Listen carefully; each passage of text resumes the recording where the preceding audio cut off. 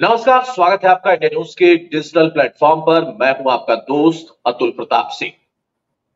जो अपने विधायक नहीं संभाल पाए वो चुनाव क्या लड़ेंगे और क्या लड़वाएंगे।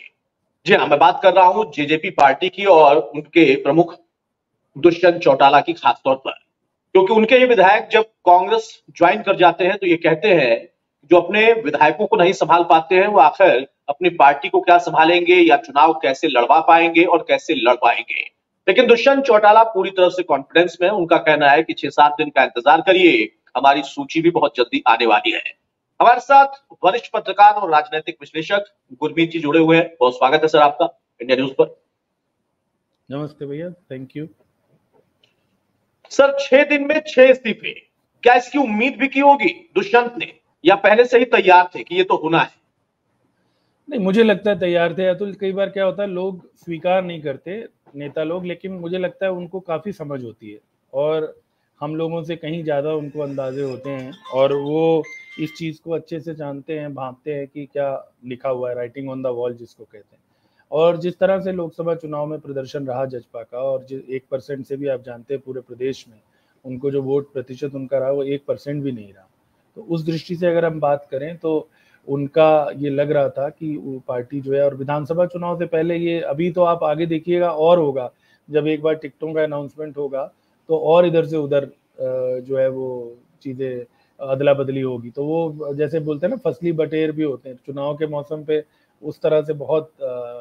ये आना जाना चलता रहता है। और हरियाणा तो आप जानते हैं किसी ज़माने में मशहूर हो गया था आए राम गया राम के लिए, तो इसलिए यहाँ तो कोई नई चीज़ नहीं। तो मुझे लगता है उनको अंदाज़ा ज़रूर रहा होगा कि इस तरह की सिचुएशन आ रही है। और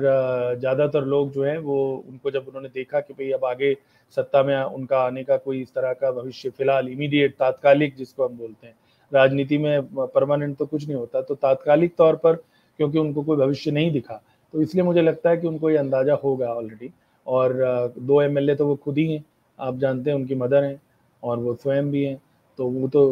परिवार ही एक तरह से, तो वो लोग तो रहेंगे ही। तो लेकिन बाकी लोगों का जो है लग ही रहा था कि वो कुछ बीजेपी में जाएंगे, कुछ कांग्रेस में जाएंगे। अब ये देखने वाली बात होगी कि ये लोग जो जा रहे हैं इनको वहाँ पर टिकट मिल पाएगी या नहीं, ये सबसे रोचक बात होगी कि इन्हें क्या कांग्रेस में टिकट कहीं मिलेगी या इनको बीजेपी में कहीं टिकट मिलेगी, वो बहुत ज़्यादा रोचक होगा देखना।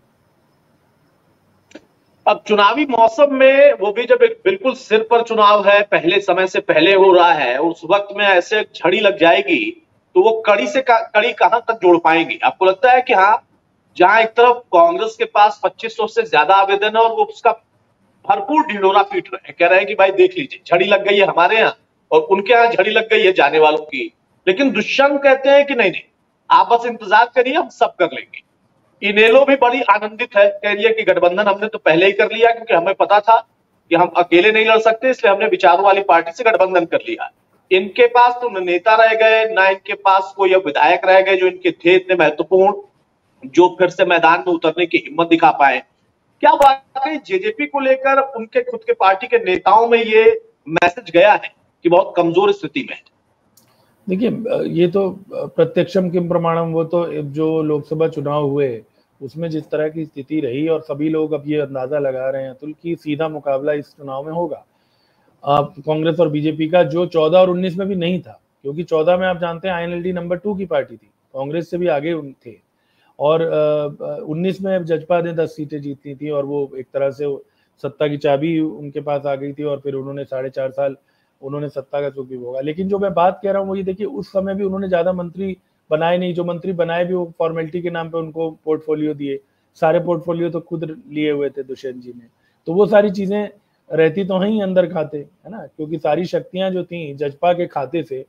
सारी की सारी जो सत्ता में भागीदारी थी उसमें दुष्यंत जी ने ही उसको संभाला हुआ था। तो वो बातें भी थी, और अब जब वो चीज नहीं थी तब तक तो वो रुके रहे कि भाई सत्ता है, चलो छोटे मोटे काम हो जाते हैं विधायकों के, आप समझते हैं इस बात को, बहुत जरूरी है वो, तो वो इसलिए वो लोग टिके रहे। अब जब उन्हें लग रहा है कि आगे कोई फिलहाल भविष्य नहीं है तो उधर चले गए। जहां तक आईएनएलडी की बात है, देखिए आईएनएलडी तो वहां तो व्यक्तिगत रंजिश वाला भी मामला है ना, वो तो जजपा जो आप कह रहे हैं आनंदित हो रही है, वो तो उनके लिए तो कांग्रेस बीजेपी से ज्यादा जो उनका मुकाबला है वो जजपा से ही है, क्योंकि 2 भाई थे तो वो अलग हुए, है ना, अजय चौटाला और अभय चौटाला, आप जानते हैं। और फिर दुष्यंत जी ने कमान संभाली, चाचा भतीजे के आर्गुमेंट हम सब ने देखे विधानसभा के अंदर, वो आपको याद होंगे जो कुछ दृश्य बने उनके, जो तकरार हुई, तो वहां तो वो दूसरी चीज है। वो तो जैसे मतलब वो जैसे कहते हैं ना भाई हमारी एक आंख टूटे तो पड़ोसी की दो आंख टूट जाए, वो वाली स्थिति है। तो आईएनएलडी निश्चित तौर पे आनंदित होगी, और आईएनएलडी के साथ अब कहने के लिए तो बसपा भी हाशिए पे है काफी टाइम से, लेकिन एक राष्ट्रीय पार्टी तो रही है बसपा। तो आईएनएलडी उस दृष्टि से आज जजपा से अपने आप को आगे समझ रही होगी। हालांकि दोनों ही पार्टियों के लिए अभी तक के अनुमान के मुताबिक, देखिए आगे क्या होगा। अभी तो कांग्रेस में कितने बागी आते, कई बार बागी भी खेल बिगाड़ देते हैं, आप जानते हैं, है ना। तो राजनीति में तो अंतिम दिन तक आप बिल्कुल आश्वस्त तो नहीं हो सकते, लेकिन जो माहौल चल रहा है और जिस तरफ हरियाणा का जो अतीत भी बताता है कि यहाँ 3 बार कोई सरकार तो बना नहीं पाया आज तक, और जब दूसरी बार भी बनाई तो दो जो इंस्टांस उसके हैं जो पिछले ही 20 सालों में हैं, दो मतलब एक बार कांग्रेस ने, वो भी दूसरी बार बिल्कुल गिरते पड़ते वाली बनाई है। मतलब जो पहली सरकार थी अगर आप याद करें हुड्डा साहब की, और दूसरी सरकार थी तो वो भी 40 पे अटक गए थे, और बीजेपी भी 75 पार का नारा दे रही थी, वो भी 47 से 40 पे आ गई। तो दूसरी बार भी बड़े बाल बचे थे, तो तीसरी बार तो उस अनुमान के हिसाब से कुछ मामला मुश्किल है। बाकी राजनीति में जैसे मैंने कहा, अब कांग्रेस के बागी आ जाएं, वो खेल बिगाड़ दें कांग्रेस का, तो वो बीजेपी उसमें आगे आ सकती है। और कई चुनाव में ऐसा होता है कि एग्जिट पोल फेल हो जाते हैं, कई चुनाव में ऐसा होता है लगता है बहुत कड़ा मुकाबला, लेकिन एंड में बहुत इजी मुकाबला निकलता है। कई चुनाव में एक पार्टी बिल्कुल ये मान के बैठी है, उदाहरण के लिए मैं आपको दूं छत्तीसगढ़ में तो अच्छा, लगभग दुष्यंत चौटाला से मैं गुरमीत जी बात कर रहा था 3-4 दिन पहले, तो उनका बहुत कट टू कट वो जवाब दे रहे थे। मैंने कहा कि कुछ खुलासा करिए, रणनीति क्या है, तो मैं आपको क्यों बताऊं, जल्दी पता चल जाएगा। मैंने पूछा कि अच्छा जल्दी से सूची आ जाएगी, तो कहे 6-7 दिन का इंतजार करिए। एक अहम बात उन्होंने ये कही थी, उनका ये कहना था कि इस बार जो चुनाव के नतीजे होंगे वो त्रिशंकु होंगे, और उसमें जो रीजनल पार्टी है उसकी भूमिका बड़ी होगी। और चूंकि चाबी का जिक्र वो बार बार कहते हैं ताला हमारी चाबी से ही खुलेगा। लेकिन जो परिस्थितियां अभी है, कहीं ऐसा ना हो कि जब ताला खुले तो अंदर कमरा खाली हो, क्योंकि अब सिर्फ माँ, बेटे और 2 लोग और रह गए हैं, जिसमें से दादा गौतम है जो कि सबसे पहले से नाराज। देखिए एक बात, मैंने भी उनका एक इंटरव्यू सुना पिछले दिनों, उसमें उन्होंने ये भी कहा भाई टीटीपी को तो जेजेपी को टीटीपी कहते हैं ताऊ ट्रेनिंग पार्टी, कि लोग ट्रेनिंग करके यहाँ से दूसरी पार्टियों में चले जाते हैं, आते हैं ऐसे। जो आप कह रहे हैं त्रिशंकु, देखिए hope for the best and ready for the worst वाली बात तो हमेशा ही रहती है, वो तो हम लोग आप लोगों के जीवन में भी रहती है, सभी लोगों के, भाई कि आप अच्छा सोचें। उनके लिए अच्छा क्या है, वो अब ये दावा तो कर नहीं सकते कि हमारी सरकार बन रही है, हम 2/3 बहुमत ला रहे हैं, वो तो कांग्रेस या बीजेपी कर सकती है। वो तो त्रिशंकु वाली बात ही मैक्सिमम जा सकती है ना, वो उतनी उम्मीद कर सकते हैं। तो वो यही कहेंगे, अगर वो ये नहीं कहेंगे तो फिर उनके जो वर्कर हैं उनको वो किस मुंह से एक्टिवेट करेंगे, किस मुंह से वो चंदा मांगे। आप जानते हैं ना कि इलेक्शंस में पार्टियां जो होती हैं, कई उम्मीदवार तो हारने के बाद भी पैसा कमा के बचते हैं। हम लोग तो सोचते हैं ना उम्मीदवारों का पैसा खर्च होता है, खर्च भी होता है, लेकिन चंदा भी लिया जाता है, व्यापारियों से चंदा लिया जाता है, जो और लोग हैं उनसे चंदा लिया जाता है, बिजनेसमैन से लिया जाता है। और आप जानते हैं हमारे देश में इतने उदार व्यापारी, वो सभी का पार्टियों को चंदा दे देते हैं। अभी आपने देखा ही जब चंदे की बात चली, तो अगर वो ये कह दें कि भाई हम तो रेस्ट कर रहे हैं इस चुनाव में, ऐसा तो हो नहीं सकता। वो राज्यसभा में अलग बात है कि राज्यसभा में सबने रेस्ट कर लिया और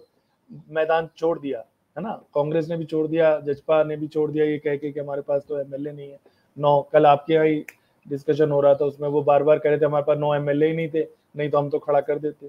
है ना। तो लेकिन विधानसभा में तो नहीं छोड़ सकते ना, आफ्टरऑल राजनीति है। तो उन्होंने यही कहना है कि भाई त्रिशंकु विधानसभा बनेगी और हमारा की रोल होगा, और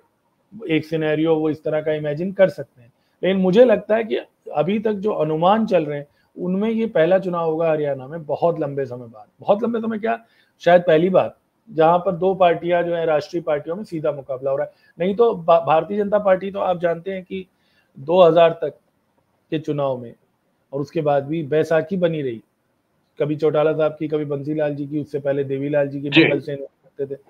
तो ये तो इन्होंने जो चमत्कार हुआ है वो 2014 से ही शुरू हुआ है, जब मोदी जी उधर आए और इधर मनोहर लाल जी आए। तो उस तरह से अगर आप तुलना करो तो शायद हरियाणा में इस तरह का पहला मुकाबला हो रहा है, जहां भारतीय जनता पार्टी भी एक मजबूत दावेदार है। बहुत सारे लोग भारतीय जनता पार्टी के बार बार ये कह रहे हैं हम लोगों को समझाते हैं, आप लोगों को समझाते हैं कि भाई आप लोग जो फील्ड में जा रहे हैं उसमें केवल वोकल आदमी आपको मिल रहा है, हमारा जो वर्कर है वो साइलेंट है ना। लेकिन और ये बात उनकी, देखिए हम लोग सारे कहते हैं भाई कांग्रेस का वोट परसेंटेज बढ़ा, कांग्रेस की 5 सीटें बढ़ी, मतलब 5-0 से 5 हुई, वो बात ठीक है, लेकिन भारतीय जनता पार्टी को भी 44 विधानसभा क्षेत्रों में तो बढ़त लोकसभा में मिली है। तो अगर हम उसको पैमाना माने तो वो तो मुकाबला आसान नहीं है, लेकिन माहौल जो बना है उसमें जब आप फील्ड में जाते हैं, खासतौर पे हम लोग तो यहाँ चंडीगढ़ में बैठे हैं, तो आपके भी साथी जो फील्ड में जाते होंगे या हमें भी आप जैसे जो दोस्त बताते हैं, वो ये बताते हैं कि स्थितियां इस बार प्रतिकूल चल रही है ना। और ज्यादातर लोग यही बताते हैं कि सीधा मुकाबला है, उसमें जजपा आईएनएलडी मुकाबले में नहीं आ पाएंगे शायद। अच्छा गुरमीत जी, एक आखिरी सवाल कि क्या आपका खुद का अनुभव ये कहता है कि हाँ, इनेलो जिस दौर से एक समय गुजरी थी और उस वक्त नई पार्टी जेजेपी उभर रही थी, आज वो दर्द जेजेपी का हो गया है? क्या वाकई इनके पास 90 के 90 सीटों के लिए जिताऊ टिकाऊ, क्योंकि हुड्डा साहब कह रहे हैं जिताऊ और टिकाऊ लोगों को हम देंगे टिकट, तो वो इनके पास लोग हैं, या फिर ये इंतजार कर रहे हैं कि बीजेपी और कांग्रेस से जिनको टिकट ना मिले और नाराज हो तो हम आए कि आप हमारे प्लेटफॉर्म पर आइए, और अगर वो आएंगे तो क्यों आएंगे, क्योंकि वो भी तो जीतने की कोशिश में आएंगे। नहीं देखिए, ऐसा होता है, इनकी उम्मीद यही होगी, अभी बाकी तो टिकटें जब बटेंगी पता लग जाएगा किसकी लिस्ट पहले आती है। कई बार पार्टियां वेट करती हैं दूसरी पार्टी की लिस्ट का, है ना, आखिरी दिन तक बात खिंच जाती है। तो इनका जहां तक आप कह रहे हो कि इनकी तरफ क्यों आएंगे, दो बातें हैं, एक तो बागी होके लड़ना और किसी पार्टी से लड़ना, वो ये सोच सकते हैं, लेकिन एट द सेम टाइम अगर नाराजगी का वो लेवल है जो कहा जा रहा है कि भाई जजपा से लोग बहुत नाराज हैं कि उन्होंने बीजेपी से हाथ मिला लिया, तो फिर शायद वो इंडिपेंडेंट को ज्यादा तरजीह दें लोग, क्योंकि ये बात जजपा के कुछ नेता खुद भी मानते हैं ऑफ रिकॉर्ड में कि भाई भारतीय जनता पार्टी के जो साथ वो गए और किसान आंदोलन वगैरह के दौरान उससे उन पे पहले जो है ना, वो जैसे कई बार ना एक चुटकुला सुनाते हैं कि भाई एक बार एक कवि सम्मेलन में ना जो कोई कवि था, तो नीचे जो है लोग बड़े गर्म हो गए, वो कविता सुना रहा था तो वो कवि घबरा गया, तो वो बंदे जो नीचे घूम रहे थे, जो मंच पे से नीचे जो दुखी थे, तो वो जब कवि घबराया तो उन्होंने कहा जी कुछ हुआ, वो कहते नहीं नहीं आप तो कविता सुनाओ, हम उसको ढूंढ रहे हैं जिसने तुम्हें बुलाया है। तो कई बार हरियाणा में ये भी बात हो रही भाई जजपा ने उस समय बीजेपी का साथ दिया इसलिए सरकार बनी, तो पहले इनको वो करो। तो अगर वैसी स्थिति रही तो लोग नेचुरली आजाद होकर लड़ना चाहेंगे, लेकिन ये अब आने वाले समय में दिलचस्प होगा, क्योंकि ये बात आप तय मान के चलो कि कांग्रेस में नंबर सबसे ज्यादा होगा और बीजेपी में उससे कम होगा नेचुरली, क्योंकि जो उनकी संभावनाएं, दोनों यही मुख्य पार्टियां जिनका मुकाबला है, तो इनके बागी उम्मीदवार तो सामने आएंगे, और वो बागी उम्मीदवारों में से कुछ हो सकता है एनएलडी का भी दामन थामे, कुछ हो सकता है कि इनका थामे। वैसे भी कई लोग कांग्रेस में, आप जानते कई लोग आईएनएलडी से ही गए, उनकी ट्रेनिंग आईएनएलडी की है। आप रघुवीर कादियान की बात कर लीजिए, आप और कर लीजिए, आप धर्मवीर की बात कर लीजिए जो बीजेपी के सांसद हैं, तो ये आवाजाही तो चलती रहती है। और अब तो आप और देख लीजिए, राव इंद्रजीत को देख लीजिए, वीरेंद्र सिंह जाके वापस भी आ गए, वो अपने बेटे के लिए टिकट मांग रहे हैं। तो कहने का मतलब कि ये आवाजाही अभी चलेगी। किरण चौधरी आप जानते हैं अभी गई है कांग्रेस से, तो कोई पार्टी से बची हुई नहीं है, तो फिर बेचारे हम आईएनएलडी और जजपा को क्यों दोष दें जब वो बड़ी पार्टियों में भी आना जाना चल रहा है। तो इनके पास तो उम्मीदवार नहीं है, इनको तो अच्छी बात है, ये सिंबल दे देंगे, नहीं तो वो सिंबल पता लगा कौन सा मिले पता नहीं, है ना। तो और अच्छा, आम आदमी पार्टी भी है मुकाबले में, हम इसको क्यों भूलें, तो आम आदमी पार्टी भी कुछ चाहेगी कि उनके पास भी कुछ हैवीवेट उम्मीदवार अगर आ जाएं, उनके पास तो अपना सिंबल पहले से पक्का ही है। और आप जानते हैं कि अरविंद केजरीवाल की पत्नी भी हरियाणा में उन्होंने कुछ एक्टिविटी बढ़ाई है, तो उनको भी हमें भूलना नहीं चाहिए। उनकी पहला एक तरह से पहले भी वो चुनाव लड़े, लेकिन इस बार वो थोड़ा और कोशिश कर रहे होंगे। बहुत शुक्रिया गुरमीत जी हमारे साथ जुड़ने के लिए और बहुत आनंद वाली बात बताने के लिए कि राजनीति में ये रंग कई बार आते और जाते रहते हैं। इस वक्त उस रंग से गुजर रहे हैं दुष्यंत, लेकिन अभी भी उनका कॉन्फिडेंस ये कहता है और हमें इंतजार भी करना चाहिए कि वो 90 के 90 सीटों पर लड़ाई लड़ेंगे और उसमें सफलता अगर मिलती है तो और बेहतर है, लेकिन चुनौती कम नहीं है, ये बात उनका मन भी उनका दिल भी जानता है। नमस्कार।